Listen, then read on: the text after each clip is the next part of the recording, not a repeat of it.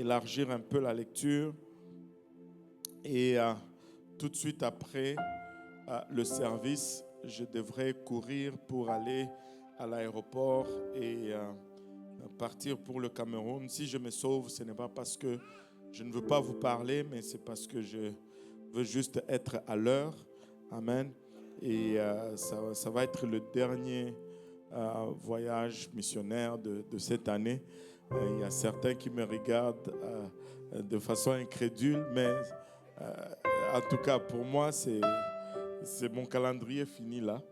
Si le Seigneur dit, ça c'est autre chose, mais c'est peut-être à cause de votre incrédulité que le Seigneur va nous...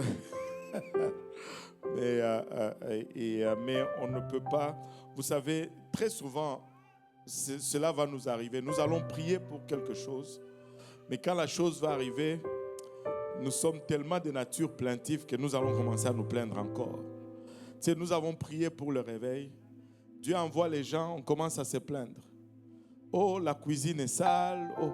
Mais c'est ça le réveil. Oh, il y a trop d'enfants qui courent. Mais que voulez-vous? C'est ça le réveil. Allô? Ne me lâchez pas maintenant là. Si vous avez prié pour le réveil, Dieu vous donne le réveil. Là, vous commencez à vous plaindre. Vous avez prié, Dieu a dit que vous allez être la fer de lance de l'évangélisation francophone dans le monde. N'est-ce pas que c'est ce qui a été dit? Bon, on fait comment? On fait comment? C'est ça, on ne peut pas se plaindre encore. Le Seigneur est bon, n'est-ce pas? Le Seigneur est bon. En tout cas, tout ce qu'il dit, il accomplit. Tout ce qu'il dit, il accomplit. Éphésiens chapitre 2, à partir du verset 19, on va lire jusqu'au verset 22. Et la Bible nous dit ainsi, donc vous n'êtes plus des étrangers, ni des gens du dehors, mais vous êtes concitoyens des saints, gens de la maison de Dieu. Vous avez été édifiés sur les fondements des apôtres et des prophètes. Jésus-Christ lui-même étant la pierre angulaire. En lui, tout l'édifice bien coordonné s'élève pour être un temple saint dans le Seigneur. En lui, vous êtes aussi édifiés pour être une habitation de Dieu en esprit. Prions tous ensemble, Seigneur. Nous te sommes encore une fois infiniment reconnaissants de ton amour, de ta bonté, de ta fidélité, Seigneur, du privilège que nous avons de nous tenir dans ta présence, Seigneur, réalisant combien le prix a été élevé pour que nous puissions avoir accès à ceci, Seigneur. Alors que nous réalisons cela, nous réalisons également que nous sommes des hommes charnels, des hommes naturels, et ta parole est esprit, Papa, et souvent elle semble folie pour nous, et de nous-mêmes, nous ne pouvons la saisir. Seigneur, aide-nous maintenant à l'appréhender. Aide-nous, Papa, à lui préparer une place dans nos cœurs où elle va germer, produire de fruits, et que ce fruit nous conduise jusque dans la vie éternelle. Et c'est avec action de grâce dans le cœur que nous te prions ainsi, dans le nom précieux de Jésus. Nous disons tous au nom de Jésus. Nous disons tous au nom de Jésus.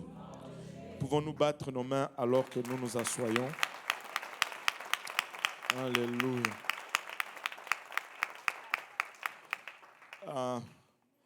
Hier soir, j'étais en route vers la maison. J'avais mes deux garçons dans la voiture. J'ai fait un peu le patron. J'étais assis en arrière. David dit, tu veux t'asseoir en avant, papa? J'ai dit, non, je vais m'asseoir en arrière. Je voulais sentir un peu ce que les ministres, les présidents ressentent. Je me suis assis en arrière tout seul, avec un chauffeur et une garde du corps. Et on rentrait vers la maison et on parlait de plein de choses, entre autres choses. On a commencé à parler un peu de l'Église, d'où on vient et comment, des fois, c'est facile des fois de regarder ce qui se fait et comment tout se passe et de tomber sous l'illusion que ça a toujours été comme ça. Tu vois? Que ça a toujours été comme ça. Et des fois même de voir ceux qui sont là depuis longtemps et de dire, waouh, ils sont bien. et de penser que ça a toujours été comme ça. Vous savez, je pense que ce qui a suscité vraiment la conversation, c'est parce que à J. Peniel vendredi, il a un peu parlé de l'histoire de l'Église francophone. Et quand il m'a montré le slide, j'ai vu une des photos. En tout cas, ceux qui étaient là, est-ce qu'il y en a qui étaient à J. Peniel? Tous les J. Peniel sont descendus. Il y en a qui étaient là. Avez-vous vu sur la photo, j'avais des cheveux. Vous pouvez être tenté à penser que je suis né avec une calvitie. Parce que vous me voyez toujours comme ça. Ce que je veux dire, c'est que il y a eu un chemin qui a été parcouru jusqu'à ce que nous arrivons là où nous sommes. Nous avons un héritage. Amen. Nous avons un héritage, nous avons une identité. Des fois, je vois des familles qui ont des enfants, qui ont 2, 3, 4 enfants. Et des fois, c'est difficile de venir à l'église, n'est-ce pas, la sœur Palinda? Tu dois préparer les enfants, tu dois... et comme aussi, nous avons cette habitude de ne pas faire les choses à moitié. Quand on vient à l'église, on vient à l'église. C'est pour toute la journée. On fait 3 services, 2 services minimum. Donc, en sortant, il faut prendre les couches, il faut prendre la nourriture, des vêtements d'échangement, de réchange même. Et des fois, il faut changer la couche. C'est tout un défi. Et des fois, quand on dit il faut venir à l'église, on peut être tenté de penser que le pasteur est en train de dire ça, mais parce que ses enfants sont grands. Non, laissez-moi vous dire ceci. Je suis aussi passé par là. Je sais exactement ce quoi avoir 4 enfants et passer toutes ces journées à l'église quasiment. Être là le mercredi, être là le samedi, être là le dimanche. Et quand on est là le dimanche, on n'est pas là pour un seul service. On vient avec toute la maison, on vient avec la nourriture. Encore là, ça va un peu mieux. L'hiver arrive, ça va être les bottes, les souliers.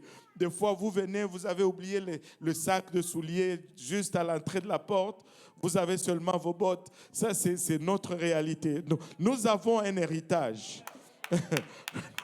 Nous avons un héritage. Nous ne sommes pas juste un produit instantané. Ce n'est pas ce qu'il y a ici, ce n'est pas quelque chose qui est apparu comme un champignon. Il y a tout un processus en arrière, il y a toute une histoire, il y a toute une vie. Nous avons un héritage. Amen. Nous avons un héritage. Et des fois, les difficultés sont ailleurs. Aujourd'hui, il y a plusieurs personnes qui ont des véhicules dans l'église, des gens qui viennent en voiture à l'église. Mais regardez, quand nous avions commencé, on venait en autobus. Et à cette époque-là, moi, j'habitais sur Bourbonnière et Mont-Royal, métro P9. Mais il fallait prendre le bus et venir à l'église le mercredi, venir à l'église le samedi, le dimanche. On nous disait même, pourquoi vous ne cherchez pas une église proche de la maison? On ne cherche pas une église proche de la maison, on cherche une église proche de la Bible. C'est l'église qu'on cherche. Elle peut être loin de la maison, mais si elle est proche de l'église, de la Bible, c'est là où nous allons aller. Et nous avons un héritage. Nous avons un héritage. Je me rappelle, un jour, on sortait d'ici, c'était tard le soir, après le service du soir, 21h, 21h30, on arrive au métro à Côte-Vertu. Je n'avais pas de passage, je devais payer mon passage. Je rentre, je sors mon porte-monnaie, je mets mon billet, je pense que c'était un 10 ou un 20, et je le passe au monsieur qui était en arrière, et il prend mon billet comme ça. Il regarde le billet, puis il me regarde, et puis il me le remet. Là, j'étais un peu choqué. Je me dis, mais qu'est-ce qui se passe? Il dit, non, tu ne vas pas payer. Je dis, ah, ok. Il dit, parce qu'il dit, je suis là depuis un bon bout. Tout le monde passe sans payer. Pourquoi est-ce que toi, tu devrais payer? Toi aussi, passe sans payer. J'ai dit, ah, merci. et on a pris le métro, on est arrivé à la maison, je ne sais pas, 22h30. Mais c'était notre routine. Nous avons un héritage. Nous ne sommes pas là par hasard, nous ne sommes pas là comme un produit du hasard. Il y a un héritage en arrière. Un autre épisode que je me rappelle vraiment, moi, souvent en milieu de semaine, je sortais du travail, je venais directement à l'église et ma femme venait avec, à cette époque-là, on avait seulement Sifa. Elle venait, elle est arrivée au métro Côte-Vertu. Je ne sais pas qu'est-ce qui s'est passé ce jour-là. Elle montait avec la petite dans la poussette, montait dans les escaliers là qui montent. Vous voyez les escaliers de Côte-Vertu, c'est long. Mais la petite est tombée de la poussette. Elle a dégringolé dans les escaliers là, tout. Bon, elle a crié. Bon, qu'est-ce que tu fais? Tu descends, tu ramasses la petite, tu mets dans la poussette, tu fais plus attention, vous remontez les escaliers, mais vous allez à l'église. Parce qu'on a un héritage. On a un héritage. On n'est pas juste le produit d'un hasard. On a un héritage. Quand moi et mon épouse sommes venus à l'église, ce n'était pas parce que on était bon.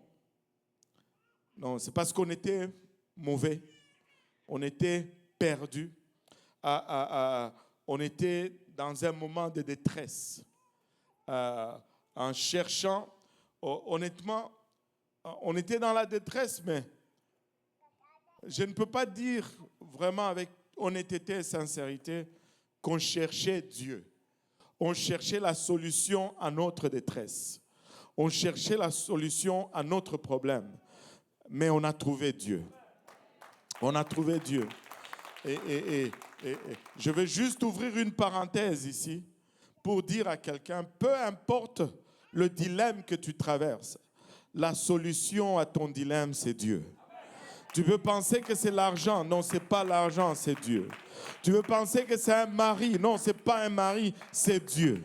Tu veux penser que c'est une femme. Non, ce n'est pas une femme. La solution à ton dilemme, c'est Dieu. La solution à ton dilemme, c'est Dieu, ce n'est rien d'autre. Jésus est la réponse. Jésus est la réponse. On est venus, on était comme des bêtes traquées littéralement. Je ne dormais pas la nuit. Ma femme était enceinte parce qu'on n'était pas sains. On est venu chercher refuge. Elle a traversé la frontière américaine sans documents parce que ces documents étaient confisqués par la famille. Ça, c'était un autre témoignage. Et on est arrivé ici. On a voulu faire un mariage à la ville. La ville dit, je ne peux pas vous marier parce que vous n'avez pas de papier. C'est là que je me suis tapé la tête. Ah, l'église où je me suis fait baptiser. Laisse-moi te dire, si tu n'es pas encore baptisé, fais-toi baptiser au nom de Jésus. Alléluia. Je me suis dit, oh, l'église où je me suis fait baptiser, je peux vous garantir que si je ne t'ai pas baptisé ici, probablement il y a de très fortes chances que je ne serai jamais retourné ici. On est rentré, en ce moment-là, l'aire de bureau en haut n'était pas encore complet. Le bureau de Pasteur Graham, c'était le premier bureau ici. C'est là où il nous a reçus, moi et mon épouse. Et on lui a expliqué toute notre histoire. Et il a dit qu'il allait nous marier. Et dans 21 jours, selon la loi du Québec, il faut inscrire le mariage. Et puis, une fois que le mariage est publié, tu attends 21 jours et puis là, tu peux célébrer le mariage. Et pendant qu'on attendait le mariage, on s'est dit, mais on ne va pas juste aller à l'église pour se marier. allons d'abord dimanche. On est venu dimanche, on était assis là où la sœur Nardine est assise, là, à peu près là. C'est là qu'on s'assoyait. On était assis là. Et on a fait le premier service, premier dimanche. Deuxième dimanche, on est revenu, on a eu un autre bon moment. On est rentré à la maison, mais on s'est dit, on n'a rien à faire de toutes les façons. Et si on retournait à l'église le soir? On est retourné à l'église le soir. C'est là où on a été introduit à pasteur Hector, qui a commencé une étude biblique avec nous. Mais je peux vous dire que quand on était retourné à ce service de soir, pour nous, c'était fait. Depuis ce jour-là, on n'a jamais manqué un seul service à n'importe quel moment de la semaine. C'était des moments compliqués. Si je peux être un peu personnel, quand ma femme a quitté les États-Unis pour venir, elle avait absolument rien. Et quand on est arrivé, on a commencé à faire l'étude biblique. L'enseignement sur la sanctification a été fait. On s'est rendu compte que tout ce qu'on avait ne faisait pas. Qu'est-ce qu'on fait? On a fait ce qu'on devait faire. On a tout mis à la poubelle. Je peux vous dire que pour presque 3 ou 4 mois, ma femme avait une robe pour dimanche et une jupe pour le mercredi. On a un héritage. Quand on enseigne quelque chose, on n'enseigne pas juste parce que, ou pour entraver ou déranger.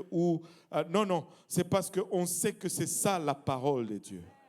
Parce qu'on sait qu'en dehors de cela, il n'y a pas de vérité. On sait que si on n'enseigne pas cela, on ne va pas être agréable à Dieu et on ne va pas vivre ce qu'on est en train de vivre chaque dimanche, chaque mercredi dans la présence du Seigneur. Et vous savez, nous les hommes, il y a beaucoup de choses qui nous passent par-dessus là. Hein? Tu sais, on ne comprend pas vite. Je peux dire ceci, on comprend vite, mais il faut nous expliquer longtemps. Et comme cet homme, sa femme est allée le voir, lui dit, « Oh, tu sais chérie, j'ai rêvé que je recevais une nouvelle robe, que tu me donnais en cadeau, une nouvelle robe pour mon anniversaire. Et la robe était genre rouge, toute belle. » Et là, est-ce qu'il demande à son mari, est-ce que tu peux interpréter ses rêves? Et là, le mari dit, ouais, je pense que j'ai compris. Et le jour de son anniversaire, le mari va lui offrir un livre intitulé « Comment interpréter le rêve ». Et les hommes, des fois, on comprend. Alléluia. Et pour moi, que je ne voyais pas ça comme un problème. Avoir une robe seulement. Est-ce que les hommes peuvent dire Amen? Mais pour une femme, c'est lourd, c'est dur. C'est devenu un peu plus personnel lorsque ma fille devait naître. Et quand je vous dis on était paumés, on était vraiment paumés. Je vais quelque part, nous avons un héritage. Amen. Nous avons un héritage. Je me rappelle, ma fille est née et on avait, tout ce qu'on avait, vraiment, c'était 2 pyjamas. C'est la sœur Félie, le jour de la naissance, sa sœur Félie, le frère Tang, sont venus nous voir à l'hôpital et ils nous ont amené ces 2 pyjamas. Bon, et moi, j'étais juste en feu pour le Seigneur. J'ai dit, on ne va pas passer un seul dimanche à la maison. Le dimanche qui vient, on doit apporter Sifa pour la dédicacer au Seigneur. C'est ce qu'il faut faire, n'est-ce pas? tu ne veux pas garder un enfant à la maison sans le dédier au Seigneur. Alléluia. Le Seigneur garde mieux que je garde. Alors, je voulais le faire tout de suite. Et là, on était d'accord, ok, on va l'amener. Pour moi, ça ne me disait rien. Jusqu'à ce que, une amie de mon épouse vient et amène toute une valise pour la petite, une robe extraordinaire pour la dédicace. C'est alors que ma femme a commencé à pleurer. Là, j'étais comme, on doit être content, pourquoi tu pleures? Elle dit, parce qu'elle me dit, alors là, elle s'est confiée, elle me dit, elle priait au Seigneur. Elle disait, mais Seigneur, moi j'ai péché. Elle n'a pas péché. Pourquoi est-ce que je vais la présenter en dédicace en pyjama? Pour moi, le pyjama était neuf. C'était pas grave. Et en plus, il était rose. C'était bon. Mais pour une mère, c'était pas pareil. Amen. Et là, elle dit, Dieu répond aux prières. Elle priait, Seigneur, tu sais, ma fille n'a rien fait. Si c'est moi j'ai péché, que moi je sois puni, c'est pas grave, mais pas elle. Et Dieu a répondu à la prière. On a un héritage. On a un héritage. Amen. On a un héritage. Et on a continué à grandir dans le Seigneur. 4 enfants, on venait à l'église. Il y a des moments où on n'avait pas de voiture, des moments où on en avait, jusqu'à ce qu'on nous demande finalement de venir donner un coup de main dans le service francophone. Parce que quand on a commencé, on faisait partie du service anglophone, vu que mon épouse parlait anglais. Donc on venait le matin et le soir. Et là, on nous a prêché parce que j'étais francophone. Viens donner un coup de main dans le service francophone. Ok, on va venir. Et au début, qu'est-ce qu'on faisait? On venait le matin, les enfants étaient dans le service, et parce que tout le monde parlait anglais, j'étais le seul francophone à la maison. Et à 13h, moi, je participais au service alors que les enfants dormaient dans le sous-sol. Et jusqu'à ce qu'à un moment donné, on a commencé à participer tout le monde, jusqu'à ce qu'à un moment donné, on a quitté littéralement le service anglophone pour commencer à venir seulement à 13h. Mais le début du service francophone n'était pas facile. Le service francophone montait et descendait. Montait et descendait. On allait avoir un dirigeant, ça montait, les dirigeants partaient, ça descendait. Et c'était en dents de scie comme ça à plusieurs raisons, jusqu'à ce que, quand nous on est arrivés, le dirigeant qui était là est parti. Mais de la façon qu'il était parti, premièrement, on s'est retrouvés, nous, à être les prochains sur la ligne. Et c'était, je pense, un des moments les plus difficiles dans notre marche avec le Seigneur. C'était le moment le plus difficile parce que tu dois prendre une responsabilité vraiment pour laquelle tu n'es pas prêt, mais avec beaucoup d'adversité. Et le service qui était peut-être à 40 personnes est chuté dans une vingtaine de personnes. On était dans ce sanctuaire, une vingtaine de personnes par service. Et quand on dit 20 personnes, ça inclut tout le monde. Et nos familles, et l'Église en entier, et tout le monde. Imaginez-vous 20 personnes dans ce sanctuaire. Et là, vous essayez de chanter pour qu'il y ait un mouvement du Seigneur. Tu entends la voix de tout le monde. Moi, je me tenais souvent là, la sœur Isabelle était souvent en arrière de moi. Quand la sœur Isabelle n'était pas là, je pouvais te dire qu'elle n'est pas là sans même ouvrir les yeux. Parce que j'entendais la voix de tout le monde. et c'était un moment difficile où tu viens à l'église, mais tu sens une oppression terrible. Tu viens à l'église, mais tu te dis, mais qu'est-ce que je fais ici, Seigneur? Tu parles avec le pasteur dit, tu fais bien. Tu te dis,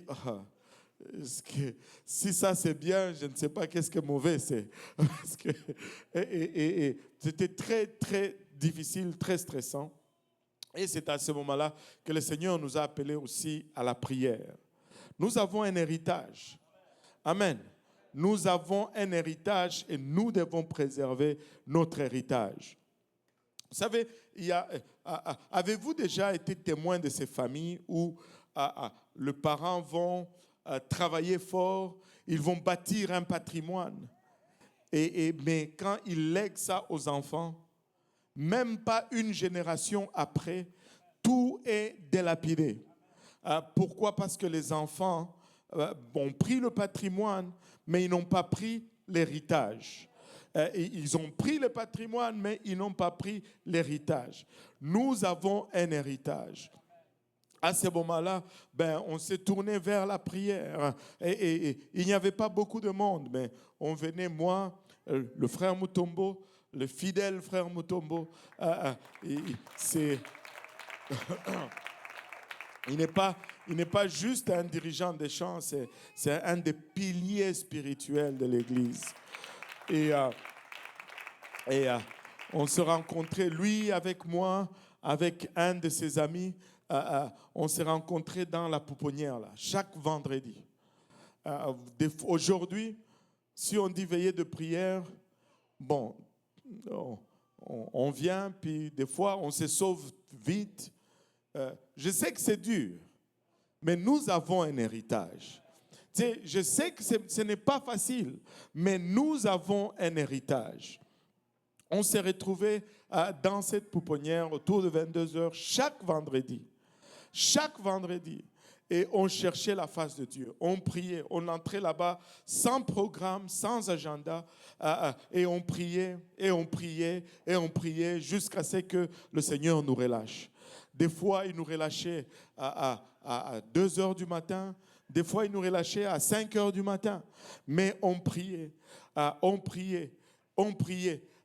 C'est là où plusieurs choses que nous sommes en train d'expérimenter sont nées, ont été accouchées dans la prière, dans cette pouponnière-là. C'est dans ces temps de prière qu'un ancien dirigeant d'ici, il s'appelle Jéhu. En fait, c'est le frère du pasteur Maotière. On était en train de prier.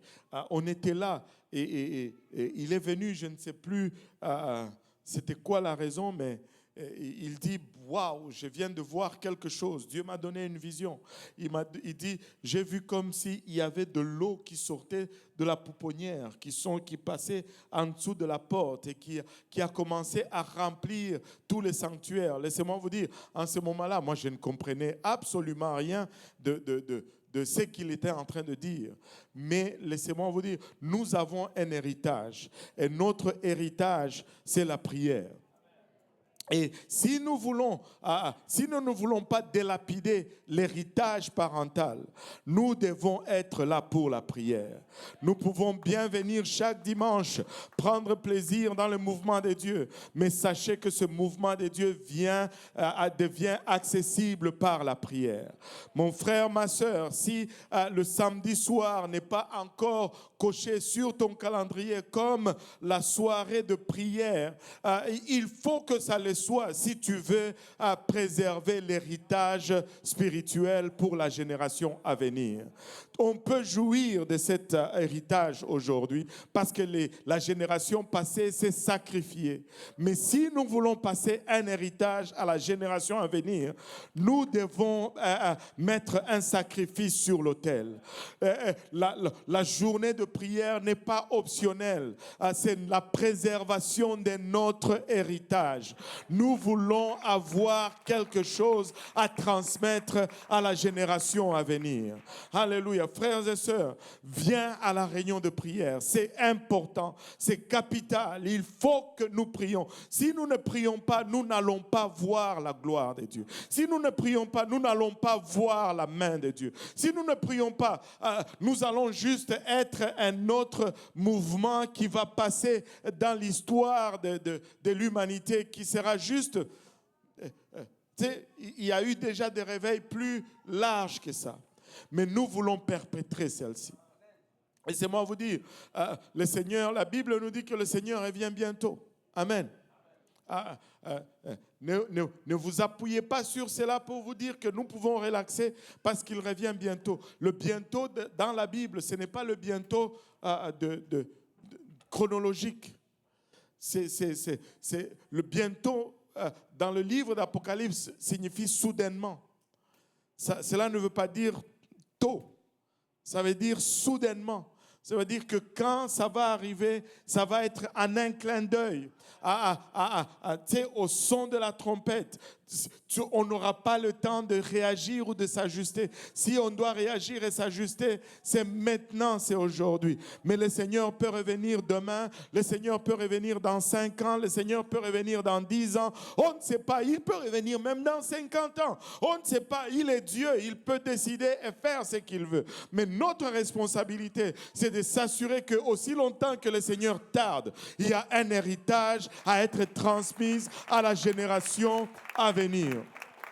Donc, peuple de Dieu, nous devons prier. Nous devons prier. Nous devons être là pour la réunion de prière et nous devons prier. Laissez-moi vous dire, tu me dis, oh, je prie à la maison. Oh, laisse-moi te dire ceci. Peut-être que tu pries à la maison. Mais moi, je veux juste être sûr. Quelqu'un qui vient à la réunion de prière le samedi, je suis presque sûr qu'il prie à la maison. Mais quelqu'un qui ne vient pas à la réunion de prière le samedi, je ne suis pas sûr qu'il prie à la maison. Si tu pries à la maison, tu vas avoir le désir de venir prier avec les frères et sœurs samedi. Ça va te démanger. Je ne sais pas si vous voyez ce que je veux dire là. L'un peut prétendre l'autre, mais l'autre ne peut pas prétendre l'un. Nous devons faire de cela une priorité et mettre cela dans nos calendriers. Amen. Nous avons nos services de mercredi soir. Vous savez, le service de mercredi soir est conçu pour enseigner. Le dimanche, on prêche. Amen. Et quand on prêche, on veut amener les gens à la repentance. On amène la conviction. Mais on peut continuer à amener la conviction. S'il n'y a pas d'enseignement pour qu'il y ait croissance, on va perdre les gens qui sont tellement convaincus, mais qui vont se perdre. Si tu veux grandir dans le Seigneur, il faut être là mercredi soir. Parce que c'est là où on enseigne, c'est là où on creuse dans la parole, c'est là où on transmet la connaissance, c'est là où des fois il y a des va-et-vient avec des questions-réponses. Tu dis, mais ça fait trop, c'est lourd. Mais laissez-moi vous dire, si on veut avoir ce qu'on a, c'est là le prix à payer. On peut avoir, tu vas aller dans des églises aujourd'hui, ils n'ont plus de service de mercredi, ils n'ont plus de réunion de prière, ils ont juste un service le dimanche. Mais laissez-moi te dire aussi que la présence, le mouvement et la puissance de Dieu est proportionnelle à leur engagement. Si nous voulons avoir une église qui va avoir un impact dans notre société, nous devons être prêts à payer le prix que ça prend pour avoir une telle église. Et si on va avoir une église, ayons une église. Si on va avoir une église, ayons une église. Alléluia. Si ça va être à moitié, autant aller prendre le plaisir, jouer au golf, jouer au soccer et faire toutes ces choses parce que ça va être là le seul plaisir qu'on va avoir. Mais si on veut avoir le mouvement de Dieu, il y a un prix à payer. Laissez-moi vous dire, le feu de Dieu, le feu de Dieu ne tombe jamais sur un autel vide. Il faut qu'il y ait le sacrifice sur l'autel pour que le feu tombe. Allô? Alléluia. Mettons le sacrifice sur l'autel et voyons le feu de Dieu tomber. Ce n'est pas du tout un message conventionnel, mais on a un héritage. Regarde ton voisin, dis-lui, on a un héritage. Alléluia, on a un héritage. On a prié, on a prié, on a prié. Je me rappelle, à un jour, on était en train de sortir. Un des confrères me dit, mais il faut mettre des jambes à la prière. Il faut prier, mais il faut éventuellement mettre des jambes à la prière. C'est-à-dire, tu ne peux pas juste prier, prier, prier, prier, mais il faut aussi aller évangéliser, évangéliser, évangéliser. Amen. Alléluia. Vous êtes avec moi ou... Vous êtes déjà parti. Le pasteur, il est en train de balbutier tout seul. Et non. On a un héritage. Amen. Et là, c'était encore dur. Et on prêchait. Il y avait quelques personnes qui venaient. Mais dès qu'on commençait à parler de la sanctification, pouf, ça disparaissait. On prêchait, les gens venaient. On parle de la sanctification, pouf, les gens disparaissent. Et jusqu'à ce qu'un jour, je me rappelle, il y avait un pasteur congolais qui est venu avec sa femme. Et il a participé au service. À la fin du service, il est venu me voir. Il m'a dit, waouh, vraiment, on sent une forte présence de Dieu ici. Mais pourquoi est-ce qu'il n'y a personne? J'ai dit, bon, on est en train de travailler. Venez seulement, on va travailler. Et ils sont venus pour 2-3 fois. Lorsqu'on a parlé, on a prêché sur le baptême, on a prêché sur la sanctification, ils ne sont plus jamais revenus. Et là, on s'était dit, Seigneur, qu'est-ce qu'on fait de pas bien? Et à un moment donné, un des éléments, il y a eu des éléments qui ont été vraiment des déclics pour que les gens commencent à rester. Un de déclics, c'était on n'a pas de matériel en français. Explorons la parole de Dieu. On nous a dit qu'il y en avait en français. On a commandé, on nous a envoyé des manuels en russe. Vrai là. On nous a envoyé des manuels en russe. On a commandé au quartier général, personne ne pouvait faire la différence entre le russe et le français. Aïe, aïe, aïe. Et finalement, après avoir commandé sans rien avoir, on s'est dit, on va juste traduire nous-mêmes. Et je peux vous dire que notre première traduction était pas terrible. Il y avait beaucoup de fautes. Je me rappelle même, un pasteur de la Belgique m'a demandé une copie. Je lui ai envoyé la copie.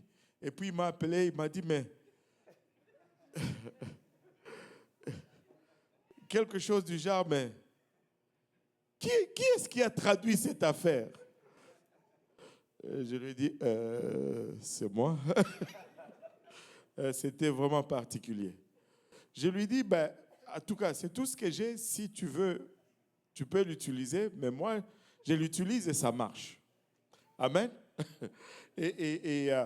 On a traduit Explorons la parole de Dieu. Et on a commencé à faire des études bibliques de maison à maison. On a un héritage. Alléluia. On a un héritage.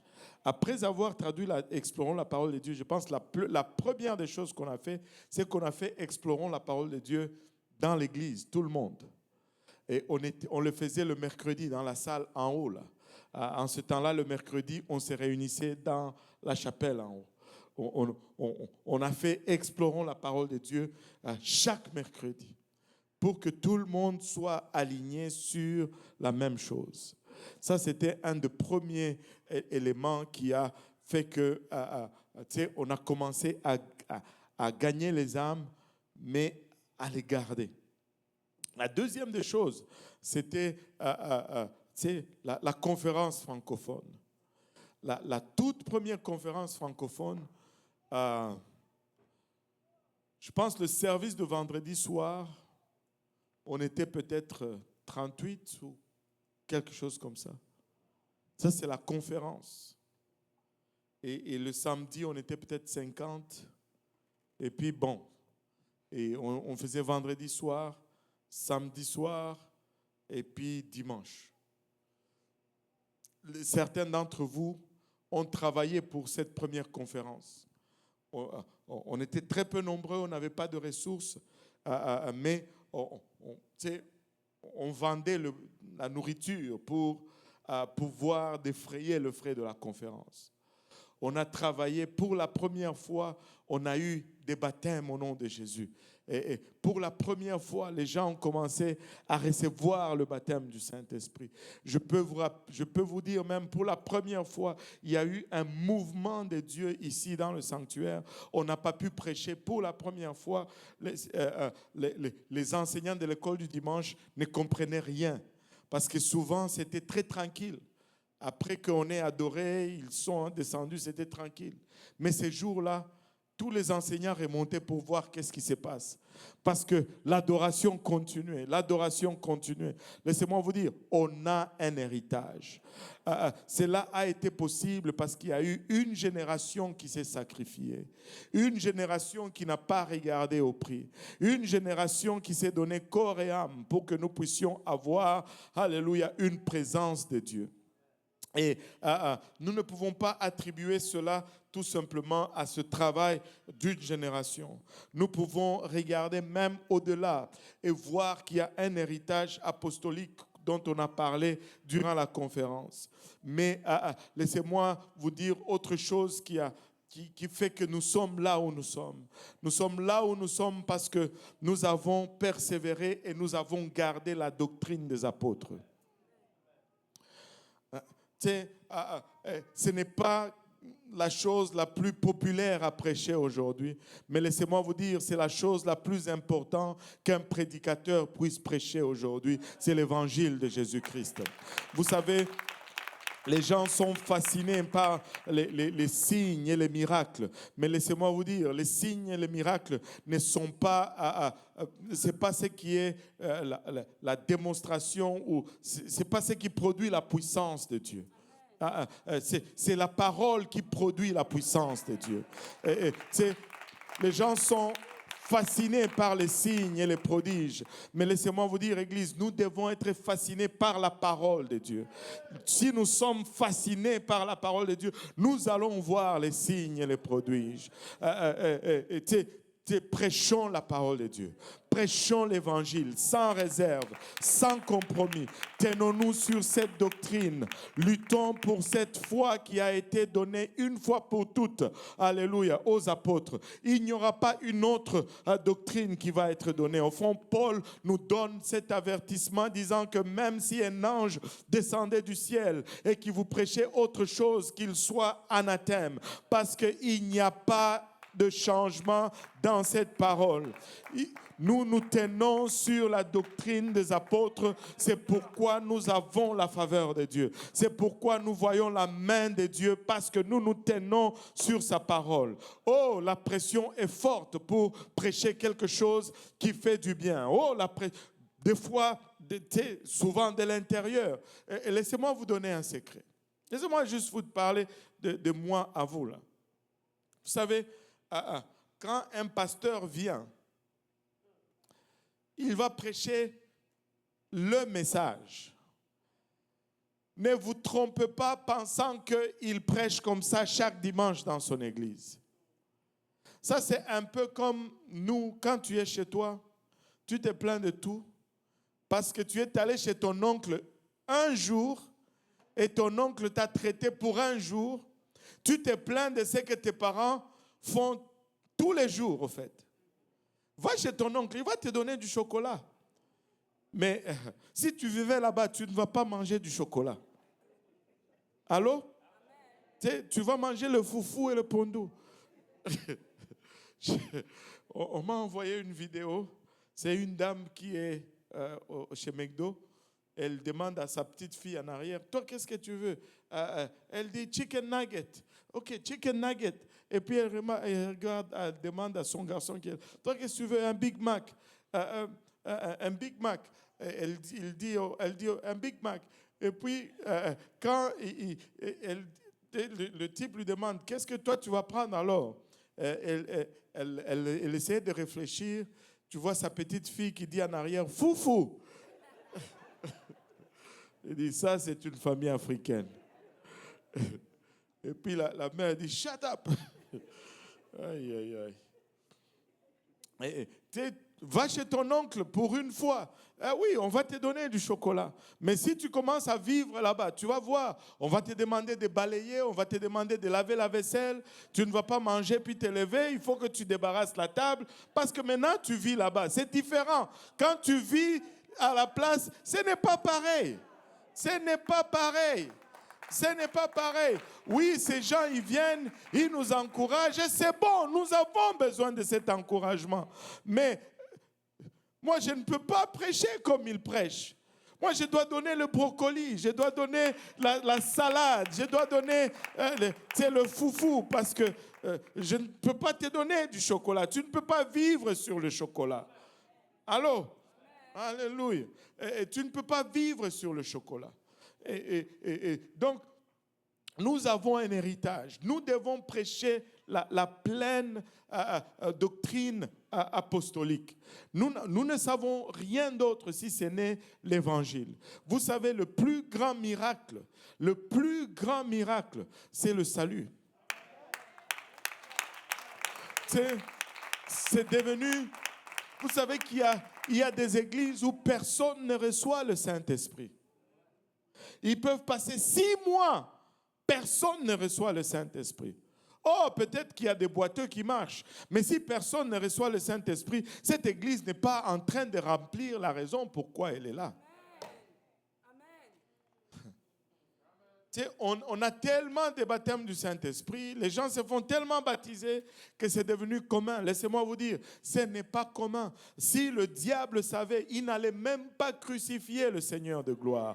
Mais maintenant, c'est trop tard. Le Seigneur a été crucifié. C'est trop tard. Il a été enseveli. Il est ressuscité le 3e jour et l'évangile est accessible pour nous. Laissez-moi vous dire, avec l'évangile, tu peux tout vaincre. Tu vaincs tout. Alléluia. Tu peux être malade aujourd'hui, on prie, tu es guéri. Demain, tu vas mourir. Tu peux être fauché aujourd'hui, on prie, Dieu pourvoit, mais tu sais quoi, l'argent va finir demain. Mais si tu ne te mets pas en ordre, si tu ne te répands pas de tes péchés, si tu ne te fais pas ensevelir au nom de Jésus-Christ, si tu ne reçois pas le Saint-Esprit, alléluia, avec l'évidence de parler en langue, peu importe la guérison, peu importe la provision, alléluia, tu meurs et tu es perdu pour l'éternité. Pour l'éternité.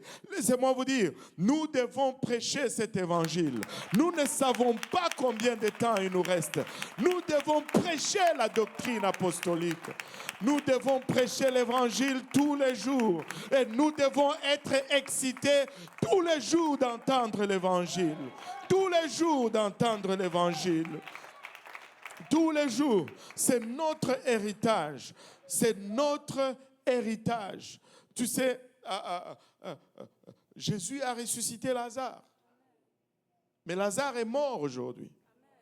Vous savez, s'il était vivant, si vraiment cette résurrection était plus importante que la résurrection finale, Lazare serait vivant aujourd'hui. Et vous savez, s'il était vivant, on allait le parader dans toutes les églises. Allô? On allait aujourd'hui, il est ici aujourd'hui, il est là pour montrer. Mais non, Lazare est mort. Alléluia. Et la seule chose qui fait la différence, c'est qu'il soit mort en ayant été né de nouveau. Parce que si tu nais 2 fois, tu ne peux mourir qu'une fois. Mais si tu es né une seule fois, tu meurs 2 fois. Et ça, c'est tragique. C'est tragique. Et vous savez, j'étais en train d'écouter cet enseignement. Il faut naître de nouveau. là, je m'écarte un peu. Il faut naître de nouveau. J'écoutais cet enseignement qui dit comment Dieu a formé l'homme. Et tu sais, on retrouve les schémas de ce que Dieu fait partout. Vous savez, il a fait l'homme de la poussière de la terre. Savez-vous que tu ne peux pas vraiment former la poussière? Allô? Une seule façon pour que tu puisses former la poussière, il faut l'arroser.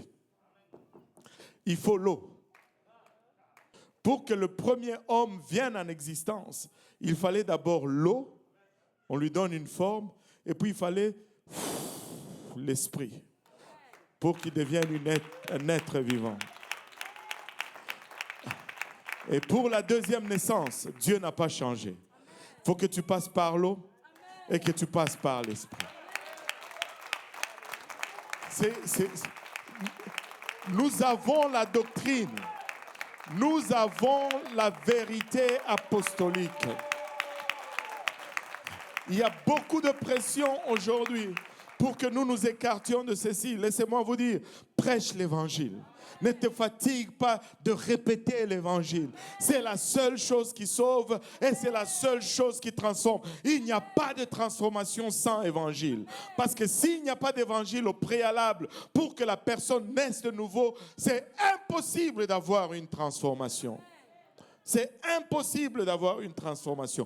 Nous avons un héritage. Nous pouvons transmettre cela à la génération qui vient après nous. Et Seigneur Jésus, nous avons commencé à enseigner les études bibliques.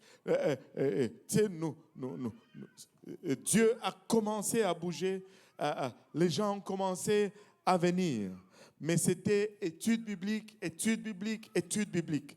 Nous avons un héritage. Peuple de Dieu, Seigneur Jésus-Christ, si on va bâtir quelque chose, ça va être sur le bon fondement. Et le bon fondement, c'est la parole de Dieu. Le bon fondement, c'est la parole de Dieu. Ne va pas raconter des histoires. Raconte la parole de Dieu. Donne la parole de Dieu. Explorons la parole de Dieu. Explorons la parole de Dieu est conçue. Les gens disent, oh, je vais à un ministère. Il n'y a qu'un seul micro. Ok, il y a plusieurs autres micros. Mais il n'y a qu'une seule chair. Si on commençait à se donner des tours pour prêcher, wow, on ne va pas finir. Il y en a même qui auraient prêché, mais qui ne sont plus ici dans l'église parce qu'ils sont partis. Parce qu'ils n'étaient même pas d'accord au départ. Amen. Ça me rappelle l'histoire d'un pasteur qui était venu de l'Afrique. On a un héritage, amen. Il était venu, il a dit, il est pasteur, il a planté 3 églises en Afrique, blablabla. Bla, bla. Bon, j'ai dit, c'est bien. Commençons, c'est... Très souvent, quand quelqu'un vient me voir, honnêtement, je suis juste un livre ouvert là. Je ne suis pas quelqu'un de très organisé. Je fais ce que Dieu met devant moi et puis je n'ai pas de plan quinquennal ou de 7 ans. Je ne suis pas organisé. Vous pouvez voir mon bureau. Ma pauvre femme, elle arrange, je dérange. Elle arrange, je dérange. Elle va arranger, là je vais être absent, elle va tout placer. Mais quand je vais revenir 2 semaines après, c'est comme si rien n'a été fait. Je suis juste, faisons juste le travail. C'est comme ça que je fonctionne. Il n'y a pas de, il est venu, il dit, bon, je vais travailler. Je dis, ok, c'est bon. Peut-être que lui pensait que je vais commencer à le faire prêcher. Prêcher là, laissez-moi vous dire ceci. C'est le 5% du travail de Dieu, dimanche. C'est le 5%. Il y a de ces gens qui n'ont pas de licence, mais qui travaillent plus que des pasteurs qui ont des églises et des licences dans cette église. Parce qu'ils font des études bibliques à gauche et à droite, et ils font le travail de Dieu, ils aident ici, ils travaillent. Ils n'ont pas besoin de licence, mais ils font plus de travail que certains pasteurs qui ont des églises. Le travail de Dieu, ce n'est pas se tenir devant. Le travail de Dieu, c'est prendre la charte, aller trouver quelqu'un, lui enseigner les voies de Dieu et finalement le conduire à la maison de Dieu, le voir se faire baptiser, le voir rempli du Saint-Esprit.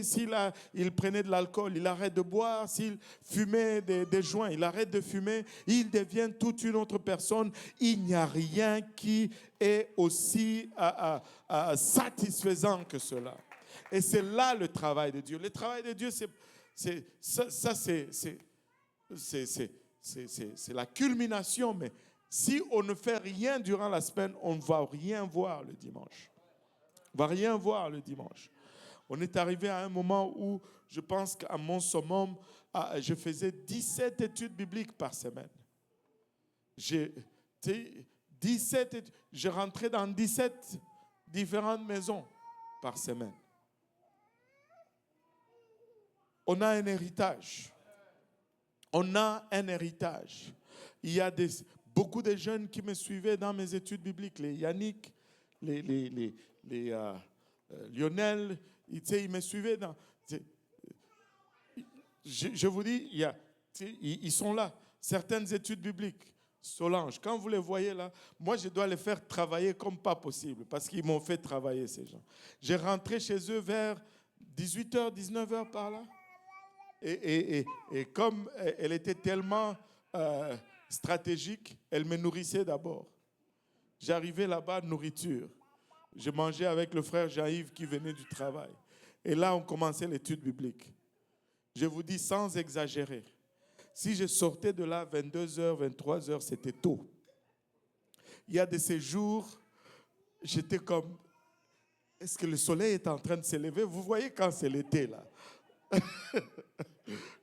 Je suis en train de rentrer à la maison, le soleil est en train de pointer là.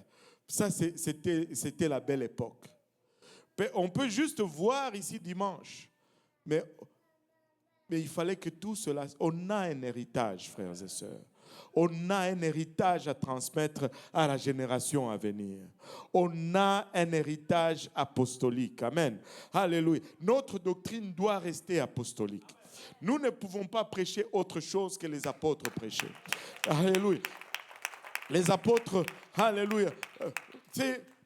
Les apôtres ne pouvaient pas prêcher la Trinité. Les apôtres ne pouvaient pas prêcher la Trinité. Parce que les apôtres n'avaient pas le Nouveau Testament. Allô? Quand ils ont commencé à prêcher là, Matthieu, Marc, Luc, ça n'était pas là. Les évangiles n'étaient pas là quand les apôtres ont commencé à prêcher. Les évangiles sont venus après. Les épîtres sont venus après. Ils ont utilisé Joël, ils ont utilisé Ésaïe, ils ont utilisé Genèse. C'est de là qu'ils ont prêché l'évangile. Et c'est pourquoi quand tu lis leurs écrits, il n'y a pas d'équivoque, qu'il n'y a qu'un seul Dieu, alléluia, créateur de toutes choses. C'est Dieu, alléluia, qui a tout créé, a tant aimé l'humanité, que lorsque l'humanité s'est perdue, c'est Dieu n'a pas envoyé un Dieu junior pour aller les sauver. C'est Dieu s'est fait une chair. Il est entré lui-même dans cette chair parce qu'il est esprit et il est venu. C'est pourquoi la Bible et ses apôtres eux-mêmes nous disent que Dieu était en Christ réconciliant le monde avec lui-même. Il est venu lui-même. Il est venu lui-même. Il n'y a qu'un seul Dieu. Écoute, ô Israël, l'Éternel, notre Dieu, est un seul. Alléluia. Oh, écoute, Saint-Laurent, l'Éternel, notre Dieu. En lui, il n'y a aucun nombre de variations. S'il était un dans l'Ancien Testament, il va rester un dans le Nouveau Testament. C'est ça la doctrine apostolique. Il n'y a pas deux dieux, il n'y a pas trois dieux, il n'y en a qu'un seul. Alléluia. Regardez un peu ceci. Paul qui écrit dans le livre de Colossiens. Oh Seigneur, Colossiens 1, il écrit dans le 15e verset, Colossiens 1, il est l'image du Dieu invisible. Qui est l'image du Dieu invisible ici? Jésus. On a l'impression qu'il y en a deux. Alléluia. Mais laissez-moi vous dire, juste lis un peu et tu vas comprendre. Il est l'image du Dieu invisible, le premier-né de toute la création. Car en lui qui? Jésus. En lui ont été créées toutes les choses qui sont dans les cieux et sur la terre, les visibles et les invisibles, trône, dignité, domination, autorité. Tout a été créé. Tout a été créé par lui et pour lui. Tout a été créé par lui. Au commencement, Dieu créa les cieux et la terre. On n'a pas deux créateurs. Il est le seul créateur. Tout a été créé par lui. Alléluia. Et tout est pour la gloire de Dieu. Alléluia. Et pour lui, il est avant toute chose. Et toute chose subsiste en lui. Laissez-moi vous dire, hors de Jésus-Christ, nous ne sommes pas. Hors de Jésus-Christ, nous sommes nuls. En lui, nous avons l'être et en lui, nous avons le mouvement. Il est la tête du corps de l'Église. Il est le commencement, le premier-né d'entre les morts, en fait d'être en tout le premier. Car Dieu a voulu que toute plénitude habita en lui. En d'autres termes, tout ce que tu cherches de Dieu se trouve en Jésus-Christ, dans la plénitude. Alléluia. Si tu cherches Dieu, il est en Jésus-Christ. Quelconque attribut de Dieu que tu cherches, ça se trouve en Jésus-Christ. C'est là la doctrine apostolique. Tu ne peux trouver rien de Dieu ailleurs si ce n'est en Jésus-Christ. Tout se trouve en lui dans la plénitude. Il a voulu par lui, alléluia, réconcilier tout avec qui? Avec lui-même. Tant ce qui est sur la terre que ce qui est dans les cieux, en faisant la paix par lui, par le sang de sa croix. Alléluia. Jésus-Christ est Dieu manifesté dans la chair. Vous voyez, Dieu est esprit. Alléluia. Et quand il est venu pour nous sauver, il s'est fait une chair dans laquelle il a habité pour venir nous sauver.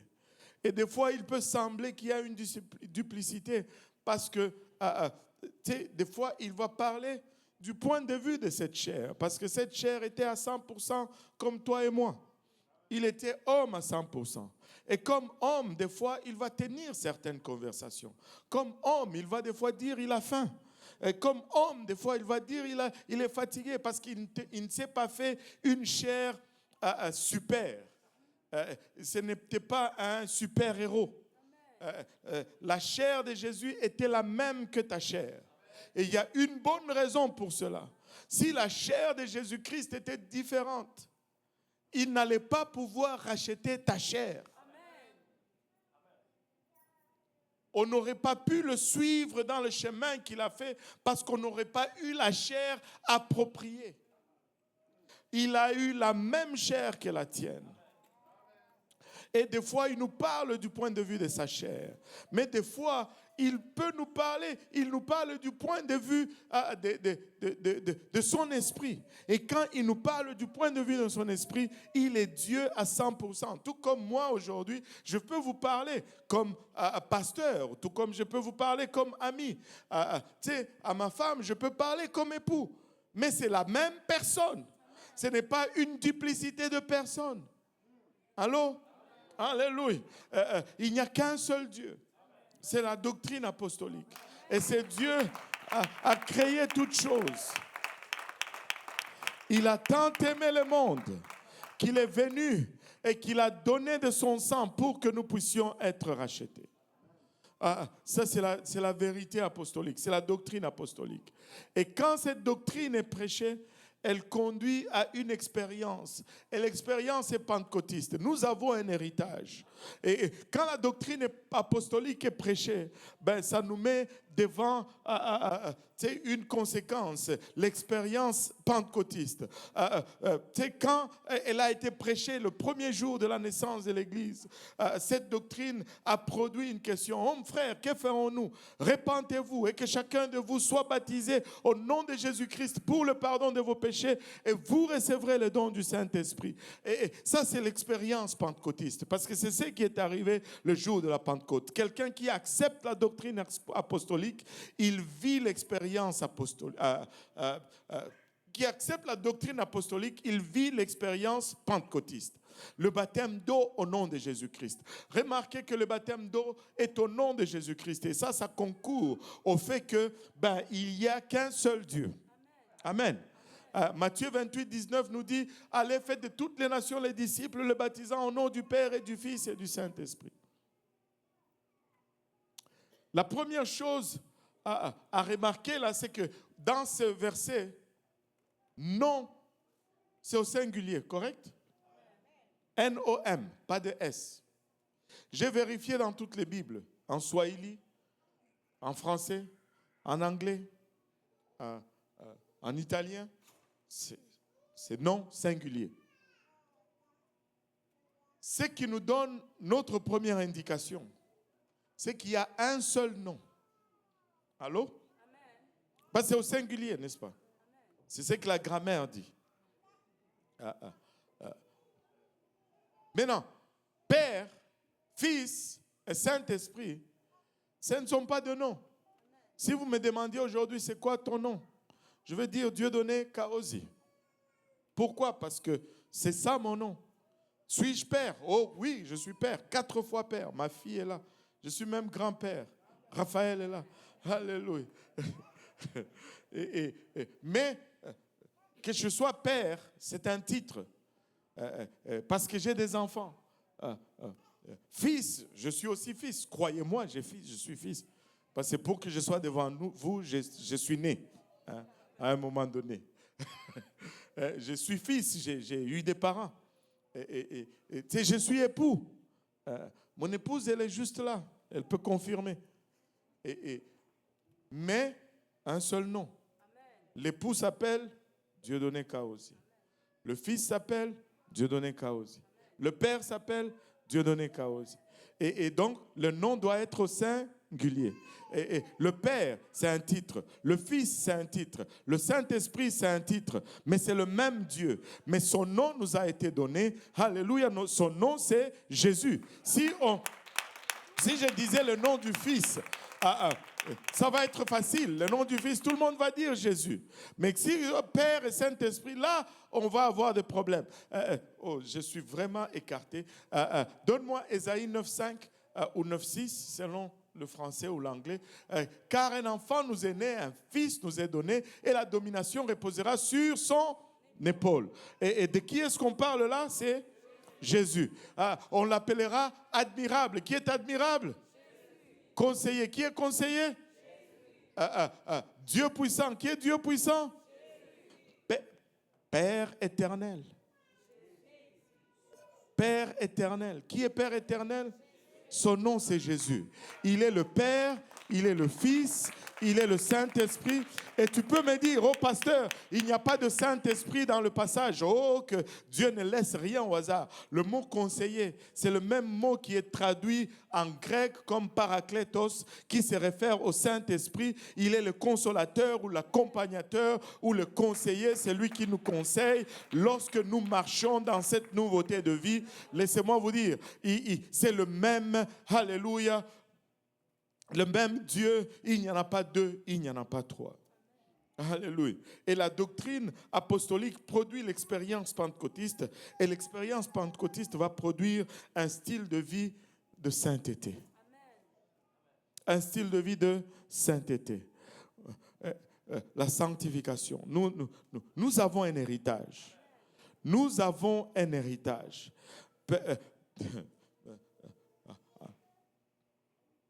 Frères et sœurs, nous avons un héritage. Mais si nous allons transmettre un héritage, il faut qu'on se batte pour l'héritage. Il faut qu'on se sacrifie pour l'héritage. Oh, que c'est difficile. Mais le prix en vaut le coup. L'éternité vaut tous les efforts que nous sommes appelés à produire.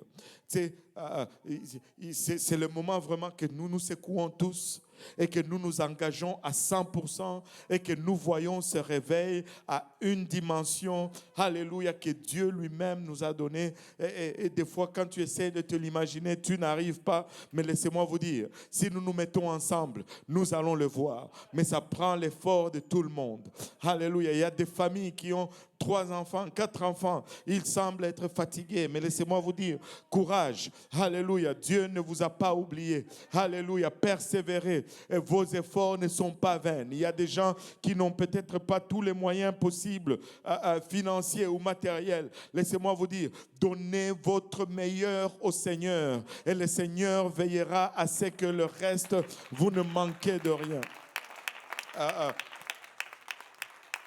Je veux juste appeler l'Église à une autre dimension d'engagement. Je veux juste appeler l'Église à se battre et à préserver notre héritage. Vous savez, c'était dans le livre de 2 Samuel, où on parle des héros, les vaillants hommes de David. Il y en a un qui m'a saisi un peu ici. Il y en a un qui m'a impressionné. Il s'appelait Shama. 2 Samuel chapitre 23, plutôt verset 11. Il s'appelait Shama, fils d'Agé, d'Arar. Arar, c'était une montagne, c'était un montagnard. La Bible nous dit que les Philistins s'étaient rassemblés à Léchi. Il y avait là une pièce de terre remplie de lentilles. Une pièce de terre juste avec des haricots. C'était juste des haricots en jeu, frères et sœurs. C'était juste... Est-ce qu'il y en a qui aiment les haricots ici? Oh, alléluia. C'était juste des haricots en jeu. Mais la Bible nous dit que les Philistins sont venus et que la pièce de terre était remplie de lentilles. Mais tout le monde fouillait devant les Philistins. Rien n'a changé. Des fois, si tu pensais avec qui tu es engagé dans la bataille, juste un coup de feu, papa, ils ne sont plus là. Ils ne sont plus là. Mais Shama est resté. Il s'était décidé, personne ne va prendre mes haricots. Il s'est tenu, alléluia, au milieu de champs des haricots avec son épée. Schlang, schlang, tu ne toucheras pas à mes haricots. Schlang, schlang, tu ne vas pas toucher à mes lentilles. Schlang, schlang, jusqu'à ce que l'ennemi a été repoussé et il a préservé, alléluia, ses haricots. S'il peut mettre sa vie en jeu pour les haricots, je pense que nous pouvons mettre nos vies en jeu pour l'éternité. Je ne sais pas s'il y a des gens, alléluia, qui vont se dire, je vais me tenir pour la vérité. Je vais sortir mon épée pour la vérité. Je vais me battre, alléluia, pour, alléluia, cet héritage apostolique. Je vais me tenir pour cet héritage apostolique. Lèvons-nous tous ensemble. Alléluia. Nous sommes en train de vivre un temps de compromis, un temps où la facilité frappe à notre porte. Laissez-moi vous dire, alléluia, tout le monde aime la facilité, mais la facilité n'est pas toujours le chemin de la réussite. Tout le monde voudrait que ça soit facile, mais la facilité n'est pas toujours, alléluia, le chemin qui va produire des résultats. Alléluia. Sortons notre épée et tenons-nous dans le champ de cette, alléluia, héritage apostolique et assurons-nous que la prochaine génération va avoir quelque chose de notre part. Plusieurs d'entre vous êtes de cette deuxième génération. Il y a eu une première génération qui sont là et ils se sont sacrifiés. Mais laissez-moi vous dire, si la deuxième génération se joignait maintenant à la première génération et que nous mettions nos sacrifices ensemble sur, alléluia, l'autel de Dieu, je crois sincèrement, alléluia, que nous allons devoir chercher une autre bâtisse parce que Dieu va tellement sauver des gens. Alléluia. Alléluia. J'ai hâte à ce jour où on va venir ici et que les gens vont être au balcon, dans la salle, pour entendre le plan du salut. pour entendre le plan du salut. Prêchons cet évangile. Tenons-nous, alléluia, dans la brèche. Tenons-nous pour la vérité apostolique. Tenons-nous, alléluia, pour l'expérience pentecôtiste. Tenons-nous, alléluia, pour un style de vie de sanctification. Alléluia. Certes, ce n'est pas facile. Certes, il y a des défis. Mais laissez-moi vous dire, c'est la seule chose qui compte et c'est la seule chose qui fait la différence. Ce n'est peut-être pas le message le plus populaire, mais c'est le message qui amène au ciel. Ce n'est peut-être pas, alléluia, le chemin le plus facile, mais c'est le chemin qui amène à la vie éternelle. Si vous êtes là et que vous vous dites, alléluia, Seigneur, j'accepte ce message, je veux m'engager, je veux me tenir dans la brèche, je veux défendre ces champs de haricots. Je vous invite à venir à l'avant, les hommes à ma gauche, les dames à ma droite, juste un moment d'engagement, un moment de réconsécration, un moment de dire, Seigneur, je veux me tenir dans la brèche. Seigneur, alléluia, je veux me battre pour cette vérité. Seigneur, alléluia, je ne veux pas reculer d'un seul pas. Oh, que c'est difficile pour le moment. Des fois, c'est lourd porter, alléluia, sa famille. Des fois, c'est lourd même porter ces nouveaux convertis. Mais je veux les porter parce que c'est mes frères, c'est mes sœurs. Alléluia. Alléluia, Jésus. Alléluia, Jésus. Nous avons un héritage. Nous ne voulons pas dilapider l'héritage. Alléluia, nous voulons produire, alléluia, un héritage. Et cela n'arrive que lorsque, alléluia, le peuple de Dieu met un sacrifice sur l'autel.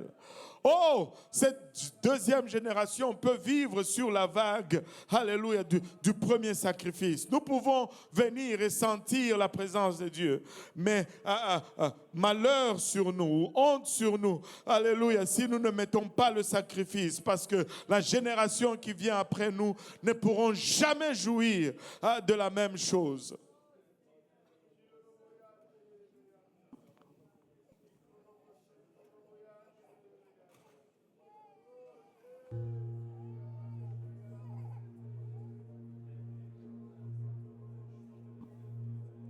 Alléluia. Nous avons un héritage. Nous avons un héritage. Alléluia. Nous avons un héritage. Nous avons un héritage. Ilabashata. Alléluia. Élève donc ta voix et alléluia. Fais une déclaration. Laisse tous les camps savoir aujourd'hui. Il y a deux camps qui sont à l'écoute aujourd'hui. Il y a le camp de Dieu qui est à l'écoute. Et il y a le camp de l'ennemi aussi qui est à l'écoute. Alléluia. Fais que, alléluia, ta décision soit claire pour les deux camps. Fais que tous les deux camps sachent de quel côté tu es aujourd'hui. Alléluia. Iramaya kotaraya eta. Iramaya kotaraya eta raba oloboyo sanda. Alléluia, non seulement je vais le déclarer au Seigneur, mais je vais le dire tout haut, afin que le diable puisse m'entendre. J'ai choisi Jésus-Christ. J'ai choisi le camp du Seigneur. Aramaya kitaraya eta. Iramaya kotaraya eta raba oloboyosan. Alléluia, Jésus. Alléluia. Je viens m'engager, Seigneur. Alléluia. Papa, je viens augmenter ma consécration, Père. Je viens augmenter, Papa, mon engagement. Je viens augmenter, Papa, mon temps de prière. Je viens augmenter, Papa, mon dévouement, Père, pour ton œuvre, Seigneur.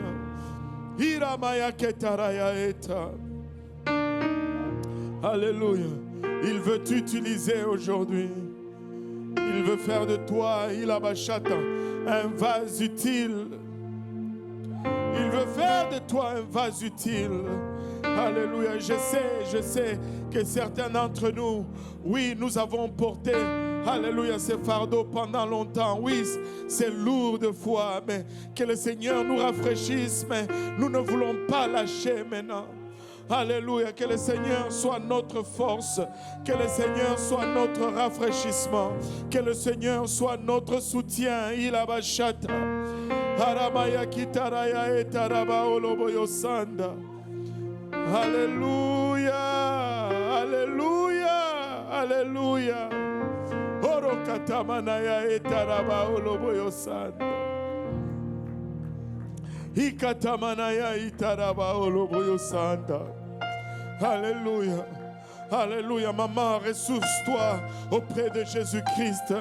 Ressource-toi auprès du Seigneur Jésus-Christ. Ressource-toi dans sa présence. Qu'il te rafraîchisse, qu'il rafraîchisse ton esprit, qu'il rafraîchisse ton âme. Haramaya kitaraya eta.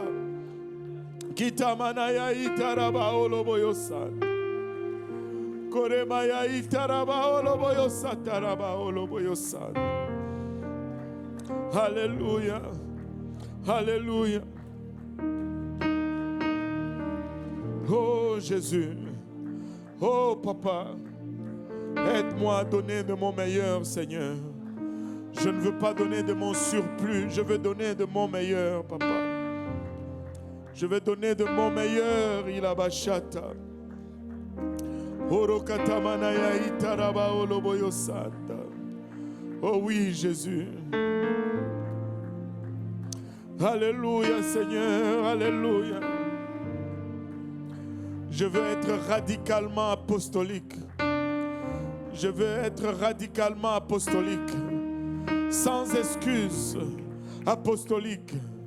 Je ne veux donner de justification à personne. Parce que je veux juste tout simplement être apostolique. Haramaya kitaraya hota. J'ai un héritage, j'ai une identité. Hiramaya kitaraya hota raba oloboyosad.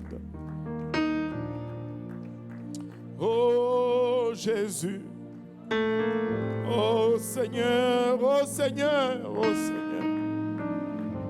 Orokatamanaya itaraba oloboyosa. Alléluia. Alléluia Seigneur, alléluia Jésus. Papa, donne-nous sagesse, donne-nous onction, donne-nous direction Seigneur. Me permets que nous puissions faire, Papa. Que nous puissions faire, ô Éternel, il a bachat. Alléluia.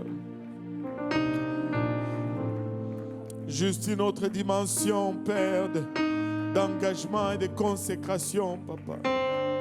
Il y a des âmes qui dépendent de nous, Seigneur. Il y a des âmes qui dépendent de ma consécration, Seigneur.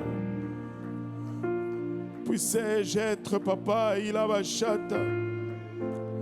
C'est lui que tu veux que je sois, Seigneur. Afin que ces âmes puissent échapper, Papa, à la damnation éternelle, Seigneur.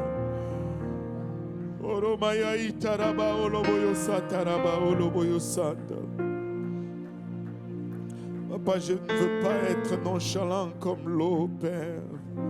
Je ne veux pas être nonchalant comme l'autre et perdre, Papa, il a bachata, un membre de la famille à cause de ma nonchalance, Seigneur. Oh Jésus, aramaya kitaraya etaraba oloboyosa. Koromaya itaraba oloboyosanda. Alléluia. Je veux tout donner au Seigneur. Je veux tout mettre sur l'autel. Alléluia. Si tu es là et que tu n'es pas encore baptisé au nom de Jésus, ça commence par là. Tu peux te repentir de ces péchés en ces lieux. Tu peux être baptisé au nom de Jésus pour le pardon de tes péchés. Et tu peux recevoir le don du Saint-Esprit avec l'évidence de parler en langue. Nous avons tout le nécessaire. Nous avons des vêtements de rechange, des serviettes, des séchoirs. Ça ne prend que ton obéissance. Ça ne prend que ton obéissance. Il a bachat. Kiramaya etaraba oloboyosa taraba oloboyosa.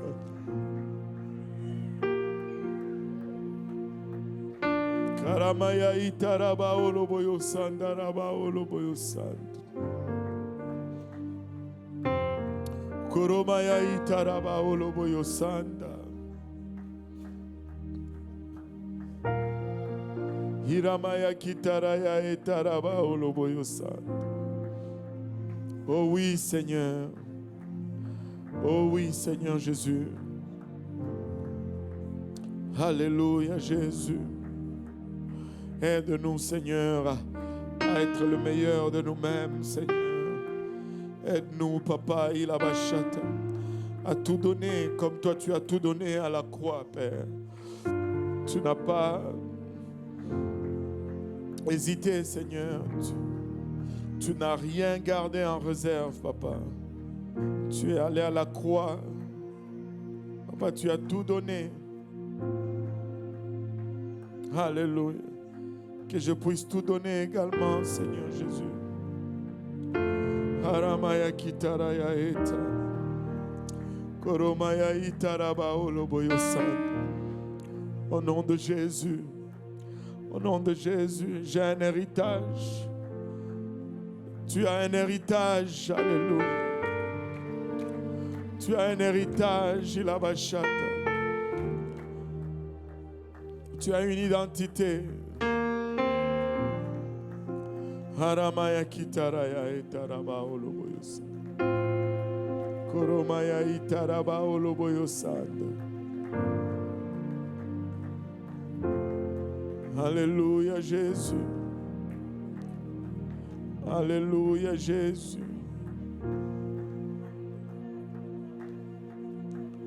Koromaya itaraba oloboyosa.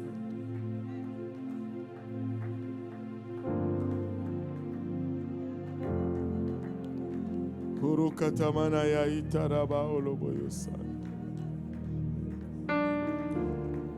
Kuruma ya ita. Kirama ya itaraba oloboyosanda. Alléluia, Jésus. Alléluia, Seigneur. Merci.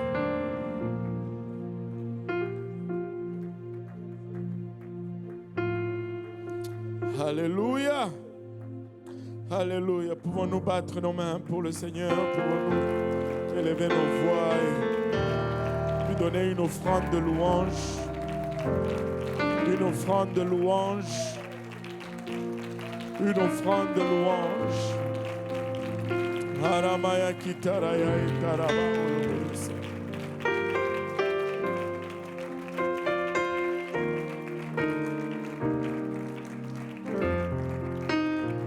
Alléluia. Que le Seigneur vous bénisse, que le Seigneur vous fortifie. Si vous voulez continuer à prier, cet hôtel est encore disponible pour une dizaine de minutes. Mais sinon, que le Seigneur vous garde, que le Seigneur montre sa face et qu'il fasse reluire cette face sur vous. Qu'il vous donne sa grâce, qu'il vous accorde sa grâce. Au nom de Jésus.